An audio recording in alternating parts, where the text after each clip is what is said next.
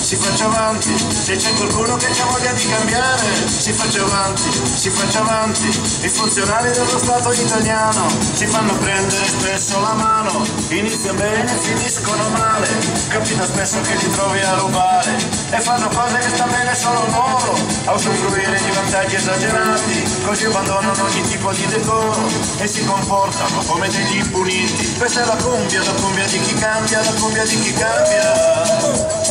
Io non sono mai stato un qualunquista, quelli che dicono che sono tutti uguali, quella non è la mia maniera di pensare, però lo ammetto, certe volte l'ho pensato. I funzionari dello Stato italiano sembrano spesso personaggi da vetrina, sotto la luce sono belli ed invitanti, quando li scarti poi ti accorgi che erano finti. Questa è la cumbia di chi cambia, la cumbia di chi cambia. Questa è la cumbia di chi cambia, la cumbia di chi cambia. Si dice sempre che ogni popolo assomiglia in tutti i sensi alla sua classe dirigente, ma è solo un modo per generalizzare, per scaricare la responsabilità, perché la storia invece è piena del contrario, di gente brava che ha ispirato altra gente, ed è proprio quando tutti pensano una cosa che trova spazio a una versione differente. Questa è la cumbia di chi cambia, la cumbia di chi cambia.